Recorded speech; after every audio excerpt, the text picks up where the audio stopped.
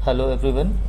Class 12th के जो chapter आपका चल रहा था दैट इज़ फंक्शंस, उसमें हम लोगों ने जो लास्ट टॉपिक कवर किया था वो था कि हम फंक्शन को कैसे क्रिएट करते हैं।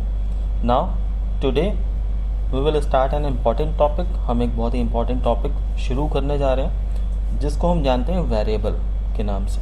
अब पाइथन में वेरिएबल क्या होता है इसके बारे में आज डिस्कस करेंगे और ये कितने टाइप्स का होता है ये भी हम डिस्कस करेंगे ना। जब हम पाइथन में वेरिएबल की बात करते हैं तो पाइथन वेरिएबल का जो यूज़ होता है किसी भी प्रोग्राम में वो डाटा को स्टोर करने के लिए किया जाता है। पाइथन में ही क्या, कोई भी लैंग्वेज हो उसमें हम जब वेरिएबल का यूज़ करते हैं तो वो हम डाटा को स्टोर करने के लिए ही नॉर्मली करते हैं। पाइथन में जो वेरिएबल होता है उसका नाम किसी लेटर या अंडरस्कोर से ही शुरू होना चाहिए। जैसे कि आपने देखा होगा, आप भी जब वेरिएबल डिफाइन करते थे तो आप A B C नॉर्मली उसको डिफाइन करते थे, या फिर जो है वो अंडरस्कोर से शुरू हो। वेरिएबल का जो नाम हो वो नंबर से शुरू नहीं हो सकता। पाइथन में हम एक नाम के दो अलग अलग वेरिएबल जो है वो नहीं डिफाइन कर सकते।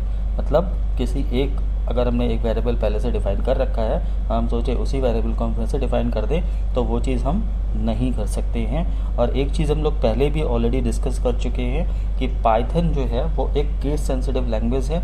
मतलब कि उसी तरह से जो आपका पाइथन वेरिएबल इसमें हम जो डिफाइन करते हैं वो भी जो है केस सेंसिटिव होते हैं। मतलब अगर हमने कोई वेरिएबल जो है सपोज लिया, एक नाम लिया कार, ठीक है, तो वो जो कार अगर हम कैपिटल में लिखें तो वो एक अलग होगा और स्मॉल में लिखें तो वो एक और बहुत इंपॉर्टेंट चीज़ है इसमें कि पाइथन में जब भी हम कोई वेरिएबल को डिफाइन करते हैं तो वो कीवर्ड नहीं होना चाहिए। कीवर्ड, जैसा कि आपको हम पहले भी बता चुके हैं कि वो रिजर्व कीवर्ड होते हैं जो पाइथन में किसी स्पेशल पर्पस को करने के लिए हम डिफाइन करते हैं, जैसे कि इफ़, एल्स, डू या और भी कई सारे कीवर्ड्स हो सकते हैं। ओके, आई थिंक इतनी बात आपकी समझ में आई होगी। नाउ इक्वल्स टू जो सिंबल होता है उसका हम यूज़ करते हैं पाइथन में किसी भी वेरिएबल के लिए वैल्यू असाइन करने के लिए। जैसे कि अगर किसी का नेम हम असाइन कर रहे हैं तो वो name is equal to Ram करके हम उसे असाइन करते हैं। तो इक्वल टू जो है वो यहाँ पे हम यूज़ करते हैं कोई भी वैल्यू को असाइन करने के लिए। Now we will talk about the types of variable.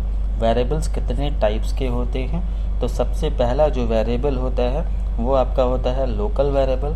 The second one is आपका होता है जो वो होता है global variable and the third one is non local variable. जो तीसरा वाला आपका होता है वो होता है नॉन लोकल वेरिएबल। तो अब हम इनके बारे में डिस्कस करेंगे वन बाय वन डिटेल में कि ये होते क्या हैं और इनका जो मकसद है वो क्या होता है। जैसे कि आप देख रहे हैं कि इनके नाम जो हैं वो अलग अलग हैं। तो सबसे पहले जो है हम लोकल वेरिएबल की बात करते हैं कि लोकल वेरिएबल क्या होते हैं। लोकल वेरिएबल जो है एज अ नेम सजेस्ट, जैसे कि इसका नाम आपको सुनने में आ रहा है लोकल वेरिएबल नाम है जैसा कि इसका, तो इसको हम कंपेयर कर सकते हैं लोकल और ग्लोबल को। हमारी एक होती है लोकल मार्केट, अगर रियल लाइफ एग्जांपल की बात करें तो एक हमारी होती है लोकल मार्केट और एक होती है हमारी ग्लोबल मार्केट। जो लोकल मार्केट होती है वो एक ऐसी मार्केट होती है जिसे खाली हम लोकली जो है वो हम उसको एक्सेस कर सकते हैं। जैसे कि सपोज़ अगर हम यहाँ की बात करें तो सदर बाज़ार है, तो सदर बाज़ार जो है वो एक लोकल मार्केट है हमारी। वहाँ पे हम जो है वो मतलब जो लोकल लोग वहाँ के रहते हैं बस वही लोग एक्सेस कर पाएंगे। अगर हम बात करें ग्लोबल मार्केट की तो ग्लोबल मार्केट क्या होगी, जैसे कि अगर हम दिल्ली की किसी मार्केट की बात करें, कनॉट प्लेस की बात करें, तो वो एक ग्लोबल मार्केट है। वहाँ पे जो है कोई भी आके जो है वो शॉपिंग करते हैं लोग, है ना, और भी कंट्रीज से लोग आते हैं वहाँ पे शॉपिंग करने के लिए, तो वो एक ग्लोबल मार्केट हो गई। उसी तरह से पाइथन में जो वेरिएबल्स होते हैं वो भी लोकल और ग्लोबल होते हैं। लोकल वेरिएबल वो होते हैं जिनको जो है हम फंक्शन के अंदर डिफाइन करते हैं और वो खाली उसी फंक्शन के अंदर काम करते हैं। मतलब हम जिस फंक्शन के अंदर उसको डिफाइन करेंगे वो बस खाली उसी फंक्शन के अंदर ही जिनके अंदर हमने डिफाइन करा उसी के अंदर वो काम करेंगे। मतलब बस खाली वही फंक्शन उनको जो है वो एक्सेस कर पाएगा, अदरवाइज और कोई फंक्शन उनको एक्सेस नहीं कर पाएगा। नाउ अब आपकी स्क्रीन पे आपको एक प्रोग्राम दिखाई दे रहा होगा जिसकी हेल्प से हम इसको और अच्छे से समझने की कोशिश करेंगे ताकि आपकी ये लोकल वेरिएबल का जो कॉन्सेप्ट है वो समझ में आ जाए। सबसे पहले आप देख रहे होंगे कि हमने क्या करा है, एक फंक्शन को डिफाइन किया है। पहली लाइन में आप देख रहे होंगे लिखा हुआ है DEF फंक्शन, ओके, पैरेंथेसिस लगे हैं, इसका मतलब है हमारा फंक्शन जो है वो डिफाइन हुआ है। अब उसकी बॉडी में हमने क्या करा है, एक वेरिएबल लिया है जो कि कौन सा है, लोकल वेरिएबल है a is equal to 5, a की वैल्यू 5, और फिर हमने उसको क्या कर दिया, प्रिंट दे दिया। फिर हमने फंक्शन कॉल किया और उसके बाद हमने देखिए आप एक बार फिर से प्रिंट दिया है। तो यहाँ पे अब 2 बार अगर प्रिंट है तो आप लोग ऐसे प्रोग्राम्स तो ऑलरेडी बना भी चुके हैं, तो आपको ये लग रहा होगा कि ये कायदे में तो 2 बार क्या होना चाहिए, ए की जो वैल्यू है वो क्या होनी चाहिए, प्रिंट होनी चाहिए हमारी स्क्रीन पे, क्योंकि भाई हमने 2 बार प्रिंट कमांड दे रखी है। बट जब हम इसका आउटपुट देखेंगे तो आउटपुट में आपको दिखाई दे रहा होगा खाली एक ही बार ए की वैल्यू जो कि 5 है वो प्रिंट हुई है। आपको नीचे अपनी स्क्रीन पे आउटपुट इसका दिखाई दे रहा होगा जो कि 5 लिखा हुआ है। तो एक ही बार ये हुआ है। अब ऐसा क्यों हुआ ये हम जानेंगे, क्योंकि ए जो है वो एक लोकल वेरिएबल है, ओके। और अभी हमने आपको बताया था कि ये खाली अपने फंक्शन में ही काम करेगा। मतलब आप देखें, अगर आप प्रोग्राम फिर से एक बार देखें तो प्रिंट ए के बाद में हमने फंक्शन जो है वो कॉल किया।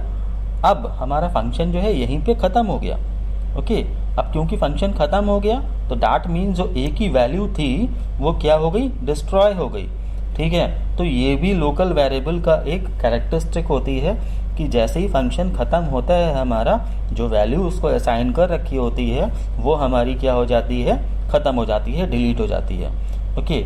तो वो वैल्यू क्योंकि क्या हो गई, डिलीट हो गई, इसीलिए आप देख रहे होंगे नीचे एक एरर जो दे रखी है वो क्या दे रखी है कि name A is not defined. Name A जो है वो डिफाइन नहीं है क्योंकि वो जो ए की वैल्यू थी वो ख़त्म हो गई जैसे ही हमारा फंक्शन जो है वो हमने कॉल किया। आई होप कि ये एग्जाम्पल आपकी समझ में आया होगा। अगर फिर भी कोई डाउट है तो you can ask the question. Now we will talk about the global variable. अब ग्लोबल वेरिएबल कौन से होते हैं? ग्लोबल वेरिएबल वो होते हैं जिसका हम प्रोग्राम में कहीं पे भी यूज़ कर सकते हैं। मतलब यहाँ पे वाली जो बंदिश है कि खाली उसी फंक्शन में वो यूज़ होगा, वो ख़त्म हो जाती है। इसका जो है, जो भी हमने प्रोग्राम बनाया है उसका हम कहीं पे भी इस्तेमाल कर सकते हैं, ओके। इसमें कोई जो है वो लिमिट नहीं है। और इसको हम फंक्शन को डिफाइन करने से पहले असाइन करते हैं। ये 2 चीज़ें आपको थोड़ी सी याद रखनी होंगी। एक तो हम फंक्शन को डिफाइन करने से पहले हम इसको असाइन कर देंगे, and the second thing is कि ये हम कभी भी कॉल कर सकते हैं, इसको हम कभी भी कॉल कर सकते हैं, इसीलिए इसका नाम पड़ा है ग्लोबल वेरिएबल, ओके। नाउ आपकी स्क्रीन पे एक और एग्जांपल आपको ग्लोबल वेरिएबल का दिखाई दे रहा होगा और उसे ध्यान से देखिए। a इज इक्वल टू 10, सबसे पहले हमने a की वैल्यू 10 असाइन करी। अभी जैसा कि मैंने आपको बताया था कि ग्लोबल वेरिएबल में जब भी हम कोई वेरिएबल डिफाइन करते हैं तो हम पहले ही कर देते हैं फंक्शन को डिफाइन करने से पहले। तो यहाँ पे फंक्शन को डिफाइन करने से पहले हमने a की वैल्यू 10 जो है वो असाइन कर दी। नाउ अब हम फंक्शन को डिफाइन करेंगे, डिफाइन फंक्शन। नाउ उसके बाद थर्ड लाइन आपको दिखाई दे रही होगी कि हमने a की जो वैल्यू है उसको प्रिंट दे दिया, ओके। उसको हमने प्रिंट दिया और फिर आप देख रहे होंगे हमने फंक्शन कॉल किया और फिर से बाद में हमने प्रिंट दे दिया। अब यहाँ पे आप देखेंगे कि जो a की वैल्यू है वो 2 बार प्रिंट हुई है, क्योंकि यहाँ पे हमने 2 बार प्रिंट कमांड दी है। और यहाँ पे क्या, कौन सा वेरिएबल हमने यूज़ किया है? यहाँ पे हमने वेरिएबल यूज़ किया है ग्लोबल वेरिएबल। और ग्लोबल वेरिएबल में इसका हमने आपको कैरेक्टरिस्टिक बताई थी कि इसको हम कभी भी कहीं पे भी कॉल कर सकते हैं, कोई दिक्कत नहीं होती, ठीक है। ये ख़त्म नहीं होता, ये वैनिश नहीं होता। तो दैट इज़ वाई ये हमारा जो a की वैल्यू है ये 2 बार हमारी यहाँ पे प्रिंट हुई है। नाउ ये तो था हमारा लोकल वेरिएबल और ग्लोबल वेरिएबल, जो कि आई थिंक आपकी समझ में आया होगा। Now we will talk about nonlocal keyword. जो नॉन लोकल वेरिएबल होते हैं वो कौन से होते हैं? अब एक और आपको एग्जाम्पल अपनी स्क्रीन पे दिखाई दे रहा होगा, एक सोर्स कोड आपको दिखाई दे रहा होगा अपनी स्क्रीन पे लिखा हुआ।